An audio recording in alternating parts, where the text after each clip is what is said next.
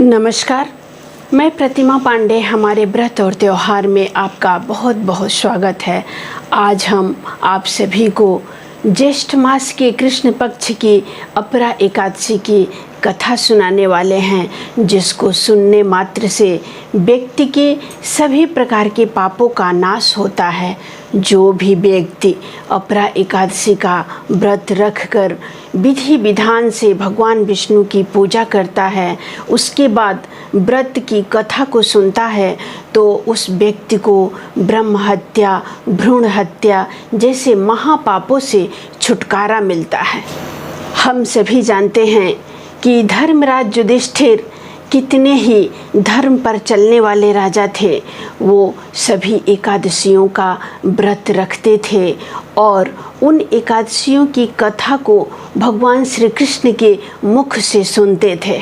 एक बार धर्मराज युधिष्ठिर भगवान श्री कृष्ण से बोले कि हे भगवान, आप मुझे ज्येष्ठ मास के कृष्ण पक्ष की एकादशी के बारे में बताएं कि इस एकादशी को किस नाम से जानते हैं तथा इस एकादशी की कथा क्या है। तब भगवान श्री कृष्ण ने कहा कि हे युधिष्ठिर, ज्येष्ठ मास के कृष्ण पक्ष की एकादशी को अंचला एकादशी या अपरा एकादशी के नाम से जाना जाता है। इस एकादशी का व्रत करने से व्यक्ति को अपार धन की प्राप्ति होती है तथा संसार में उसका नाम प्रसिद्ध होता है। इसकी कथा मैं तुम्हें सुनाता हूँ, तुम ध्यानपूर्वक सुनो। प्राचीन काल में महिध्वज नाम के एक राजा थे, जो बड़े ही धर्मात्मा थे। उनका छोटा भाई वज्रध्वज बहुत ही क्रूर, अन्यायी और अधर्मी था। वह अपने बड़े भाई महिध्वज से बड़ा ही द्वेष रखता था।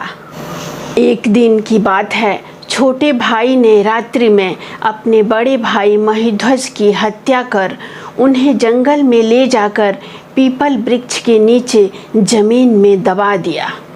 इस अकाल मृत्यु से राजा प्रेत आत्मा बनकर उसी पीपल वृक्ष पर रहने लगे और अनेकों प्रकार के उत्पात करने लगे। एक दिन अचानक धौम्य नामक ऋषि उस पीपल वृक्ष के नीचे से गुजर रहे थे। वह पीपल वृक्ष पर प्रेत को देख लिए और अपने तपोबल से वह प्रेत के अतीत को भी समझ गए और प्रेत के उत्पात के भी कारण को समझ गए।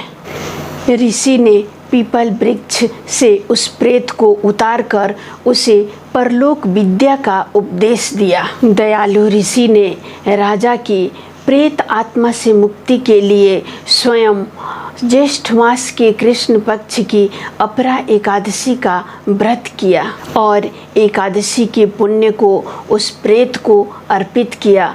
एकादशी के पुण्य से प्रेत योनि से राजा को मुक्ति मिल गई।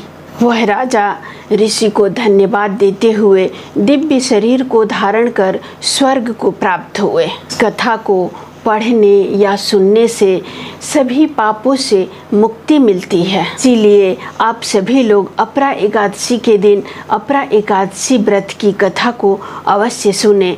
आप सभी प्रकार के पापों से आपको मुक्ति मिलेगी। भगवान विष्णु और माता लक्ष्मी की कृपा सदैव आप और आपके परिवार पर बनी रहे। अगले वीडियो में हम फिर एक नई जानकारी के साथ उपस्थित होंगे। नमस्कार।